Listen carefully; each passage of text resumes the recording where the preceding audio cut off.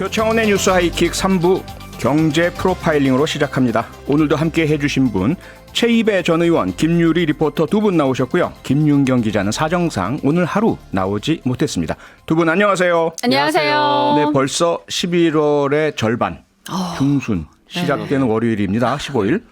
그리고 일주일에 한 번씩 여기 오니까 더 시간이 빨리빨리 가는 그런 느낌이 있어요. 그러니까요. 네. 시간 가는 걸 계속 체크해 주셔가지고. 네. 네. 그리고요, 오늘이 D-3입니다. 예, 수능일로부터 이제. 예. 아, 네. 사흘 뒤엔 수능일인데. 맞아요. 김유리 리포터 수능 세대시죠? 그럼요, 그렇죠. 수능 세대죠. 그렇죠. 예. 그럴 것 같았어요. 최이배 의원님은 학력고사. 저는 마지막 학력고사. 학력고사 마지막이고요. 예, 제가 학력고사 거의 첫 세대 정도 되는데. 네. 여기서 이제 세대 어르신 안녕하세요. 예, 제가 너무 그동안 몰라 뵀네요. 아니, 김유리 리포터가 당연히 수능날 기억나실 테고. 그럼 기억나죠. 어떤 기억이 나요? 그날 아침에는 그 묘한 긴장감이 있어요. 사실 응원해 주려고 예. 그 후배들, 네. 뭐 선생님들 오셔서 뭐 찹쌀떡도 나눠주고, 뭐 엿도 나눠주고 하는데 그러니까. 그게 더 긴장되게 만들었던 막 북치고 막 이런 거 있잖아요. 네, 맞아요. 네. 그 갱가리도 치고. 교문 앞에서 하는 예. 시험장 앞에서 하는 그 응원이 묘하게 더 막 쿵쿵쿵쿵 심장을 뛰게 하고 막 했던 그런 약간의 그 긴장감. 그날도 예. 추웠어요? 추웠죠. 예, 기억이 생생히 납니다. 올해는 교육부 장관이 그거 하지 말라고. 코로나 때문에 모이면 안 되니까. 여러 가지 맞습니다. 이유가 있죠, 그렇죠. 우리 그것도 후배 한때 여러분 추억이네요. 뭐 추위 안 떠셔도 되고요. 이제 올해는 선배님들 수능제 응원은 없을 안 거라고. 나셔도 됩니다. 예, 그렇다고요. 네, 뭐 최이배 의원님은 기억이 가물가물하실 테고. 예, 뭐 그냥 시험을 봤던 그때는 지원하고 그 대학에 가서 봤거든요. 예. 그렇죠. 그래서 굉장히 그때 좀 낯선 그 환경에서 시험 보는 게 아하. 하고 그 대학에 그 아무튼 추우니까 난로를 이제 펴줬는데 네. 아무튼 그 난로도 굉장히 좀 옛날 난로였어요. 학교에서 그 펴준 게. 그래서 네. 네. 고등학교 때는 굉장히 하고 다른 환경에서 이렇게 시험을 봤더니 굉장히 긴장했던 기억이 나요. 네. 그러셨군요. 네. 본격적으로 우리 수험생들 차분하게 마무리 잘 하시기 바라고요. 지금 네. 뉴스와의 킥을 들으시는 수험생들은 복 받으실 겁니다. 네, 본격적으로 경제정보와 뉴스 프로파일링 시작하겠습니다. 첫 번째 경제 이슈 김유리 리포터가 전해주시죠. 네. 일주일 앞으로 다가온 국세청의 종합부동산세 고지서 발송을 앞두고 종부세에 대한 논란이 커지고 있습니다. 윤석열 국민의힘 후보가 종부세 폐지를 시사한 반면 이재명 민주당 후보는 국토보유세를 신설해서 보유세를 강화하자는 주장을 펴고 있습니다. 아니 최 의원님, 종부세가 원래 매년 이맘때 1년에 한 번씩 부과되는 거죠? 그렇죠. 예. 그러니까 재산세를 상반기 하반기 나눠서 내고요. 예. 그다음에 이제 종부세가 이렇게 연말쯤 한번 나와서 네. 이제 아무튼 종부세 납부 대상이 되시는 분은 이제 세 차례에 걸쳐서 자신이 가진 뭐 주택이나 토지에 대해서 세금을 내게 되는 거죠. 재산세 2번, 그다음에 종부세 1번. 네. 네. 그래서 이제 올해 지금 말씀하신 대로 22일 날 고지서가 발송되면 바로 이제 홈택스 들어가서 확인할 수 있고요. 네. 우편물은 이제 조금 한 2, 3일 후에 이제 집으로 도착할 것이고 올해 76만 5천 명이 종부세를 납부할 것이다라고 합니다. 그래서 예. 전 국민의 한 1.7% 정도가 종부세 대상이다. 그래서 기억하실지 모르겠지만 여름에 뭐 이제 정부하고 여당에서 전 국민의 2%가 종부세 대상이 되게끔 기준을 조정한다라고 네. 해서 뭐 시끄러웠는데 예. 아무튼 그때 이제 그게 11억이냐 12억이냐 하다가 11억 원 이상인 공시지가의 주택을 가지고 계신 분들은 주택분 종부세가 이제 과세가 되는 겁니다. 네. 근데 지금 이제 뭐 언론을 보면은 다주택자들한테는 세금 폭탄이 떨어질 거다. 뭐 굉장히 막 초비상이다 해서 예. 어마무시한 제목들이 그러니까요. 헤드라인을 보면요. 지금 뭐 좀 집 가지신 분들은 이거 어떡하지? 약간 이렇게 네. 불안하게 만드는 그런 그러니까 느낌이 있어요. 제목을 자세히 보시면 아시겠지만 네. 강남의 다주택자의 얘기들입니다. 그래서 말씀드렸지만 전 국민의 1.7% 정도인데 네. 1세대 1주택자 같은 경우는 원래 공시지가 9억 원 이상이 되는 주택이었는데 이거를 11억 원으로 높였어요. 네. 그래서 오히려 네. 2000년도에 1주택자 중에서 그 종부세를 내신 분이 12만 5천 명인데 올해는 9만 4천 명으로 오히려 3만 명 줄어요. 그런가요? 1주택자는. 예. 대신 이제 다주택자는 굉장히 많이 늘어납니다. 네. 다주택자는 2000년도에 54만 명이 납부를 했는데 이번에는 한 67만 명 정도가 납부할 것으로 예상을 하고 있습니다. 네. 그래서 다주택자는 숫자가 더 늘어나고 예. 또 이분들이 낼 세금은 굉장히 늘어납니다. 왜냐하면은 이분들이 이제 2020년이죠, 2000년이 아니고. 그렇죠. 예. 2020년하고 지금 21년하고. 제가 그 2000년이라. 학력고사 여쭤봤다고 그때로 깜짝 돌아갔습니다. 놀랐어요. 사실 2000년 이후로 좀 맨날 헷갈려요. 2020년. 네. 네. 예. 그래서 지금 세율도 올랐고요. 네. 그다음에 공시지가도 현실화하면서 계속 올라가고 있고 아하. 또 여기에 이제 공정시장가액이라는 게 또 개념이 하나 들어가요. 비율을 곱하는 게 있는데 이것도 꾸준히 올라가고 있습니다. 그래서 세 가지 요소가 모두 다 오르다 보니까 아무튼 다주택자 그리고 고가의 다주택자들은 굉장히 세부담이 커진다라는 것이고 이거는 이제 이번 정부의 방침이죠. 보유세를 인상을 하겠다라는 아주 처음부터 이런 기조를 계속 가지고 있었기 때문에 네. 뭐 계속 세부담이 이제 늘어날 수밖에 없는 상황이 된 거죠. 네. 예. 그러니까 모두 주택을 가지신 모든 분들이 다 폭탄을 맞는 건 아닌 건 거죠? 예, 아까 다시 강조하지만 전 국민의 1.7% 네. 아주 극히 일부가 네. 종부세를 납부합니다. 네, 그렇군요. 그러니까 뭐 김유리 리포터나 저나 네. 최비 의원님도 아마 네, 저도 종부세는 한 번도 해당이 안 되고요. 해당 안 돼. 평생 안 될 것 같은. 해당되신 분들께서는 그래도 아무리 소수를 하더라도 네. 그렇죠. 이게 종부세 대상이 아니셨다가 새로 되셨다면 부담이 되실 테고 그런데 예. 오히려 줄어들었다는 거잖아요, 사실은. 전체 그렇죠. 그러니까 네. 종부세 1세대 1주택자에 한해서는 오히려 숫자가 줄어들었다. 숫자가 줄어들었다. 2000년보다 예. 2020년보다 21년에 숫자가 줄어들었다는 걸 다시 한번 강조해 드리고요. 네. 이 종부세가 이제 그 1주택자는 이제 공시지가 11억 원이니까 이게 한 75%그 현실화율이거든요. 네. 그래서 역산을 하면 한 15억 원 정도의 아하. 주택을 가지고 있어야 종부세 대상이 되시는 거예요. 그래서 실거래가 15억 원 정도. 15억 원 이상 네. 정도 가지고 네. 계셔요. 그래서 뭐 많지는 이게 않을 거죠. 아무래도 이제 대선을 앞두고 있다 보니까 대선 후보들의 이야기들이 예. 귀에 속속 지금 들어오고 있거든요. 지금 국민의힘의 윤석열 후보가 어제 내년 이맘때면 종부세 폭탄 걱정을 없게 하겠다 이러면서 종부세를 재산세에 통합하는 방안을 검토하겠다 이렇게 밝혔는데요. 그럼 이렇게 되면 종부세를 없애겠다 사실상 이런 얘기가 되는 건가요? 그러니까 이제 뭐 종부세를 없앨지 재산세를 없앨지 모르겠지만 아무튼 네. 그거를 통합해 하겠다라는 거고요. 네. 지금 이제 윤석열 후보 같은 경우는 계속 주장하는 게 보유세도 낮추고 그다음에 양도소득세, 거래세도 낮추겠다라는 것을 주장을 하고 있어요. 네. 근데 이제 반면에 이재명 후보는 보유세도 올리고 불로소득을 많이 얻는 것을 허락하지 않겠다. 즉 양도소득세도 높이겠다라고 하고 있거든요. 네. 그러니까 한쪽은 다 낮추겠다, 한쪽은 다 올리겠다인데 아하. 우리가 이제 부동산 시장에서 오랜 동안의 어떤 원칙같이 얘기하는 이 과세 부분은 보유세는 올리고 거래세는 낮춰야 된다라고 얘기를 해왔거든요. 네. 이번 정부도 뭐 작년에 문재인 대통령도 연초에 그런 것들을 다시 한번 확인하셨는데 막상 이제 그렇게 실행은 안 되고 있고 그래서 저는 좀 둘 다 걱정입니다. 이게 좀 올바른 방향으로 우리가 과세의 좀 원칙을 지켜가야 되는데 그 이유가 보유세를 높이면서 보유에 대한 부담을 늘리고 대신 거래세를 낮춰주면 다주택자가 집을 매물로 내놓거든요. 그렇겠죠. 그렇죠. 예, 그러면은 거래가 활발해지면은 네. 가격의 안정화가 됩니다. 우리가 보통 실제 아파트 한 단지에서 거래되는 양을 보면 한두 채가 한 달에 거래가 되는데 그게 이제 호가를 계속 올리는 효과가 있어서 거래량이 줄어들면은 가격이 안정화 안 되고 오히려 네. 더 급상승하거나 급하강하거나 예. 이런 거를 만들어내거든요. 매물이 없어지니까요. 그렇죠. 그래서 오히려 거래가 활발해져야 시장에서 가격이 제대로 형성이 되는 것인데 아하. 지금 정부의 과세 정책이나 후보들의 과세 정책이 시장의 거래 활성화하고는 관점이 맞지 않습니다. 네. 네. 그래서 둘 다 지금 좀 우려되는 상황이고요. 다시 한번 강조하건대 좀 후보들이 네. 이 거래세를 인하하되 보유세는 강화하는 쪽의 방침을 좀 다시 한번 고민해 보실 필요가 있겠다라고 조언을 드립니다. 네. 네. 근데 지금 그 말씀을 그대로 따라서 민주당에서 예. 거래세, 양도소득세 완화 입장을 표명을 하고 이재명 후보는 당의 입장을 따르겠다 이렇게 지금 나오고 있죠.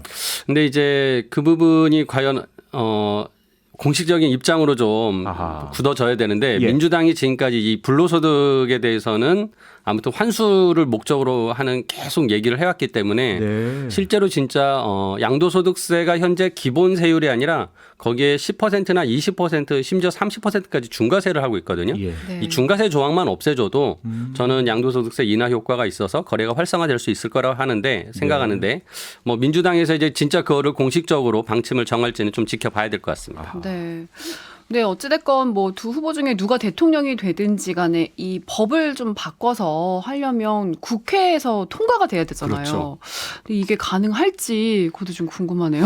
그러니까 저는 이제 그 윤석열 후보가 내년에는 이런 뭐 세금 폭탄을 아예 네. 없애겠다는데 세게 나오셨어요, 예, 발언이. 2년간은 불가능할 것 같습니다. 아, 왜냐하면은 2024년까지는 아무튼 네. 뭐 23년 말까지는 이제 민주당이 지금 180석의 의석을 가지고 있기 때문에 네. 그렇죠. 윤석열 후보가 대통령이 돼도 법 개정은 어려울 것 같고요.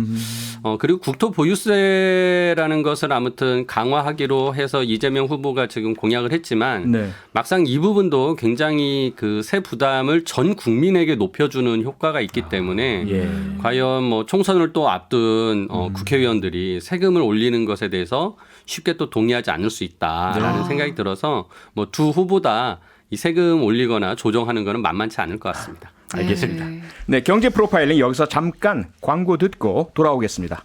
네, 경제 프로파일링 최이배 전 의원, 김유리 리포터 두 분과 함께 오늘은 부동산 관련 대선 후보들의 정책, 부동산 상황 살펴보고 있습니다. 김유리 리포터 두 네. 번째 이슈 정리해 주시죠. 네. 오세훈 서울시장이 시의회의 반대에도 불구하고 서울주택도시공사 SH 사장으로 김헌동 전 경제정의실천시민연합 부동산건설개혁본부장을 임명했습니다. 김 신임 사장은 인사청문회에서 분양원가 공개, 후분양제, 토지 임대부 주택 등의 정책을 주장했습니다. 최 의원님, 서울시의회가 부적격 의견 내면서 임명 반대, 그 이유가 뭡니까? 이 김원동 신임 사장이 원래 이제 건설회사를 근무하셨고요. 예. 네. 그러다가 이제 나오셔서 이 경실련에서 계속 부동산 관련된 정책을 꾸준히 연구하고 국회에서 보좌관으로도 활동하시고 굉장히 이제 부동산 전문가로서 일을 하셨어요. 근데 네. 이번에 그 내놓은 이제 분양원가 공개, 후분양제, 토지 임대부 주택에 대해서 의회는 이 정책들의 부작용이 좀 있을 것이다. 근데 이런 것들에 대해서 이해를 하지 못하고 이 정책의 구체적인 실행 방안을 제시하지 않고 주장만 한다라고 이제 얘기를 했고요. 네. 또 하나 이제 이분이 이제 굉장히 문재인 정부의 부동산 정책에 대해서 굉장히 강하게 반대를 비판을 하시다 보니까 네. 이제 서울시 의회가 민주당 의원들이 대부분이시거든요. 예. 그러니까 이분들이 이제 집값 상승의 원인을 그 대외 여건들을 무시하고 무조건 정부 탓만 한다. 그래서 편파적이고 전문성이 없는 것 같다라고 하면서 반대 이제 의견을 내셨어요. 근데 네. 뭐 아무튼 그럼에도 불구하고 진짜 오세훈 시장은 시민사회단체에서 활동하신 굉장히 이제 그 제야 성향에 있는 그런 분을 이렇게 진보적인 부동산 정책을 얘기하신 분을 SH 사장으로 모셨다라는 거에 대해서는 굉장히 이제 독특한 행보를 보여주고 있는 거죠. 네. 근데 김헌동 사장이 인사청문회 과정에서 소위 반값 아파트를 예. 주장을 하셨는데 여기에 관심 갖는 분들이 굉장히 많은 것 같아요. 일단 반값이라는 말만 들으면 저희 같은 서민은 혹합니다. 근데 이게 자세히 들여다보니까 땅은 공공이 보유하고 건물만 분양하는 방식이라고 하더라고요. 예, 그렇죠. 그래서 이게 이제 토지 임대부라고 하는데요. 그러니까 이제 건물은 제가 사서 내 소유가 되는데 네. 그 아파트가 눌러 앉고 있는 땅은 그냥 그 시나 아니면 국가가 가지고 있거나 아니면 LH 공사 같은 공공기관이 계속 가지고 있고 네. 대신 이제 거주하시는 분들은 얼마의 토지 임대료를 내는 거죠. 월세 개념인가요? 월세 일종의? 개념으로 내는 거죠. 네. 예. 그렇게 해서 이제 반값 아파트는 토지 가격을 이제 처음에 부담하지 않기 때문에 네. 그래서 이제 건물 가격만 따지니까 반값 아파트가 된다라는 네. 거죠. 네. 그러니까 이게 살 때는 부담이 없어 좋은데 문제는 토지는 그 위치에 따라서 점점 가격이 오르고요. 건물은 계속 낡아져서 감가상각이 일어날 수밖에 없을 텐데 그렇죠. 그렇다면 나도 이거 살 거야라는 분들이 많아질까요? 어떻게 보세요? 지금 이제 말씀하신 게 상식적으로 그럴 것 같잖아요. 예. 네. 근데 이제 실제 토지 임대부 주택이 2009년도에 특별조치법에 의해서 지어졌었어요. 그래서 2014년 10월 달에 서울의 LH 강남 브리지 힐. 강남 브리지 힐이라는 강남 브리지 힐. 예. 그 아파트가 이렇게 똑같이 토지 임대부 주택으로 지어졌는데 예. 네. 당시 분양가가 이제 전용 면적 22평 정도 되는 곳이 1억 9천. 굉장히 강남에요? 싸죠. 예, 강남에. 2014년이니까 이때는 부동산 경기가 좀 안 좋았을 때긴 해요. 네. 그래서 그래도 평당 싼데요? 평당 1,000만 원이 안 되는 네. 거죠. 왜냐하면 토지 가격이 안 들어갔으니까. 네. 근데 이 아파트가 최근에 9억 3천에 거래가 됐대요. 그러니까 5년 8개월 동안 4배 정도 뛴 거예요, 가격이. 그러니까 당연히 이제 건물이 이제 점점 낡아졌으니까 가격이 떨어져야겠지 했는데 그러게요. 그렇지 않은 게 이게 시세가 결국은 주변의 시세를 따라가게 되고요. 네. 특히나 이제 입지나 여러 가지 환경들에 의해서 평가가 되는 것이기 때문에 예. 그렇게 이제 감가상각돼 가지고 가격이 무조건 떨어지는 것은 상식처럼 생각이 되지만 막상 또 현실은 그렇지 않더라라는 것입니다. 네. 자, 2014년에 1억 뭐 얼마였다면 1억 9천이었다가 네. 지금은 그러면 3억대 9억. 아파트 가능하다는 얘기인가요? 그렇죠. 지금 이제 그래서 김원동 사장 같은 경우가 예. SH공사가 네.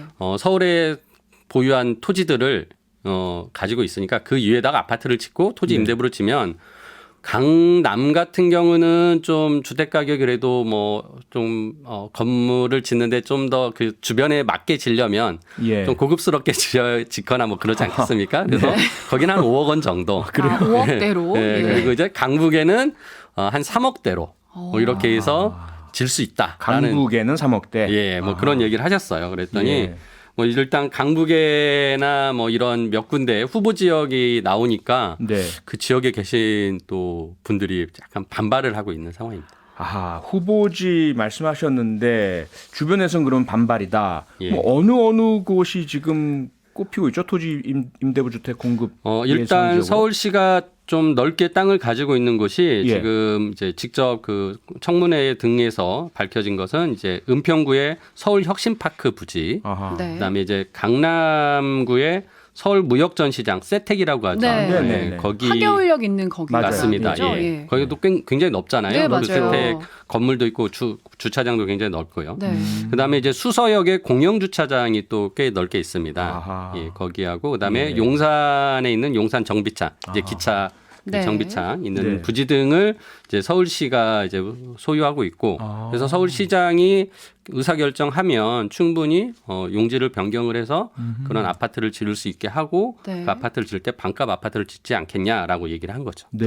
근데 지금 이 후보 지역으로 나온 이곳들의 주민들이 또 반발하고 있다는 뉴스를 봤거든요. 예. 뭐 구청장도 반대하고 나섰다 이런 뉴스도 있던데요. 그래서 지금 이제 말씀드렸던 서울 혁신파크 부지가 은평구에 있는데 그 은평구의 구청장께서 공식 입장을 냈어요. 그래서 혁신파크 부지에 반값 아파트를 공급하는 건 도시 기능을 외면한 채 주택 공급에만 급급한 잘못된 발상이다라고 하면서 이제 얘기했는데 이 이유가 예. 말씀대로 이제 반값 아파트니까 당연히 시세보다는 쌀 거 아니에요. 주변 네. 시세보다. 그렇죠. 그러면 지역에 있는 기존 아파트를 소유하고 계신 분들 입장에서는 이것 때문에 시세가 떨어지지 않겠냐라는 아하. 우려를 하시는 거죠. 예. 내 집 값이 떨어질 것을 걱정하시는 거죠. 그렇죠. 그래서 예. 항상 이런 이제 기존에 뭐 기득권을 가지고 있는 기존 네. 이제 분들은 당연히 저항을 하게 되는데 솔직히 우리가 반값 아파트라는 정책이 굉장히 아까 전에 말씀드렸다시피 그렇게 감가상각으로 무조건 가격이 떨어지지만 않고 네. 입지만 좋다면 가격이 또 오를 수 있거든요. 그래서 주변에 계신 분들도 그런 현실을 좀 안다면 굳이 그렇게 반대하실 이유는 없다라고 생각을 하고요. 네. 어떻게 보면 또 이런 게 신규 아파트를 지금 기다리고 있는 무주택자 입장에서는 이런 저렴한 아파트가 필요할 거잖아요. 그래서 네. 그런 분들을 위해서 이런 정책은 좀 밀고 나가야 되지 않겠냐라는 생각도 합니다. 네. 알겠습니다. 자, 그러면 이제 세 번째 이슈 김유리 리포터 전해 주시죠. 네. 당초 내년부터 실시하기로 했던 가상자산 과세가 유예될지 관심이 커지고 있습니다. 이재명 민주당 후보가 1년 유예를 주장한 가운데 윤석열 후보도 오늘 가상자산 제도가 뒷받침되기 전까지 과세를 유예한다고 밝혔습니다. 네, 확실히 선거철은 선거철인가 봅니다. 네, 맞아요. 세금 유예 뭐 예. 여기저기서 뭐 나오고 있는데 네. 가상자산, 암호화폐 이 과세에 대해서는 사실 여야 합의로 결정한 거지 않습니까? 그렇죠. 이게 이제 작년 말에 아마 이제 그 과세하기로 해서 예. 아직도 이 암호화폐 가상자산에 대해서 명확하게 어떤 법적 실체를 이제 부여하는 것을 되게 이제 그 금융 당국에서 꺼리고 있어요. 그러다 보니까 금융 자산으로 보지 않기 때문에 금융 자산으로 보면 우리가 양도소득세 과세 대상이 되는데 네. 금융 자산으로 보지 않다 보니까 그냥 기타 소득으로 보겠다. 네. 그래서 네. 가상자산 거래로 일어난 이익에 대해서는 기타 소득을 과세하는데 기타 소득은 이제 1년 동안 딱딱 잘라서 과세를 합니다. 그래서 1년 동안 번 이익에 대해서 그리고 손실이 있다면 손실을 빼주고 그렇게 네. 해서 그 소득분에 대해서 20%를 과세하겠다라고 했고요. 예. 지금 이제 바로 다음 1월부터 거래되는 그 가상자산에 대해서 이제 과세가 시작되니까 네. 지금 이제 어떻게 보면 빨리 그 과세 시스템을 다 인프라를 구축을 해놨어야 되는 거죠. 아, 네. 네. 근데 이게 이제 대선 후보들이 모두 과세를 유예하겠다 이렇게 주장을 하는 게 아무래도 이 가상자산이 저는 아직 안 하고 있거든요. 그러니까 저 같은 40대 이상은 네.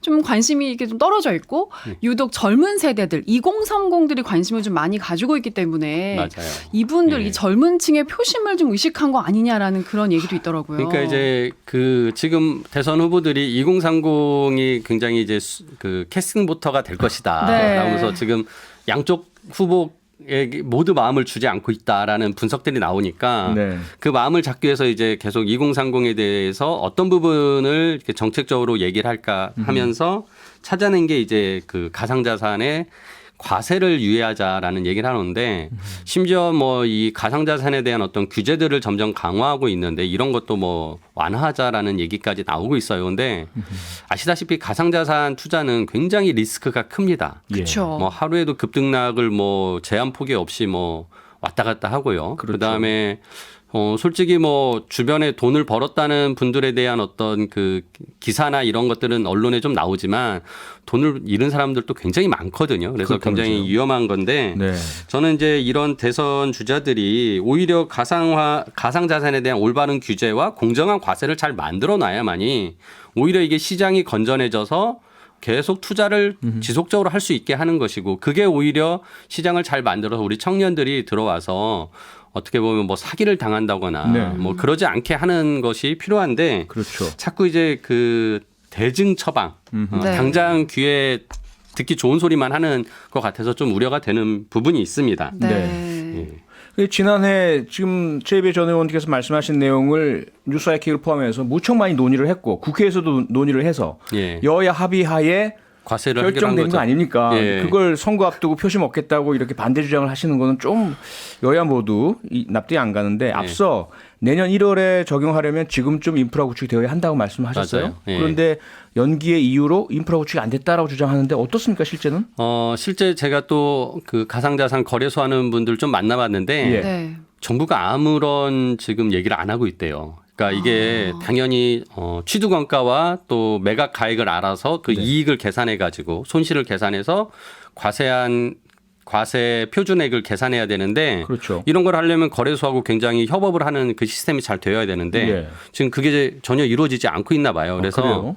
저는 이제 이런 부분들 때문에 문제가 있고 또 하나는 이게 국내 거래소가 지금 한 4개 정도 남습니다. 예. 이제 상위 4개만 남기고 나머지 그 좀 작은 데들은 다 정리가 되는데요. 기준을 충족 못해서. 예. 예. 그러니까 국내 한 4개 상위 거래소와 그다음에 해외 거래소를 아직도 이용하시는 수 있거든요. 네. 그러면 이제 국내와 해외를 왔다 갔다 하면은 이 취득원가 얼마 주고 샀는지 확인이 잘 안 돼요. 아. 그래서 이런 것들을 하는 시스템들을 잘 마련해야 되고요. 네. 또 요즘은 그 NFT라고 대체 불가능 토큰이라는 건데 네. 네. 암호화폐를 NFT로 전환시켜 가지고 숨겨놨다가 이거를 다시 과세할 때는 숨겨놨다가 과세가 끝나면 그때 다시 꺼내서 다시 바꿀 수 있거든요. 암호자산으로. 그러니까 이런 이제 과세 회피 수단들이 있어요. 그러니까 이런 것들을 정부가 다 알아내서 미리 철저하게 좀 해놔야 되는데 이제 그걸 안 해놓고 있는 것 같아요. 근데 네. 뭐 정치권이나 오히려 뭐 국회 입장에서는 안 돼 있으니까 이거 빨리 해라. 아하. 재촉을 하고 그렇죠. 좀 과세를 제대로 하려면은 뭐가 지금 더 협조가 필요하냐. 그렇죠. 이런 걸 얘기해야 될 판에 네. 야 그런 거 안 됐으니까 이번에 하지 말자. 약간 이제 이런 식으로 나오기 때문에 네. 굉장히 이게 원칙도 없고 아. 어떻게 보면은 공정한 과세 체계를 허무는 것이기 때문에 네네. 좀 선거를 앞두고 좀 비겁한 모습 아닌가 하는 좀 생각도 듭니다. 뭐 네. 기재부에서는 국세청과 후속 준비 차질 없이 진행 중이다 이렇게 얘기하고 있는데 한번 뭐 살펴보시고요. 국회에서도 뭐 최이배 의원님 말씀처럼 빨리 하라고 재촉을 하시더라도 이걸 핑계로 선거판 이용하지는 않으셨으면 네, 그런 저도 마음입니다. 그런 마음입니다. 네, 경제 프로파일링 오늘은 여기서 마쳐야겠습니다. 최이배 전 의원, 김유리 리포터 두 분 수고 많으셨습니다. 다음 주에 뵙겠습니다. 네, 감사합니다. 감사합니다. 평일 저녁 6시 5분에 여러분을 찾아갑니다. MBC 라디오 표창원의 뉴스 하이킥.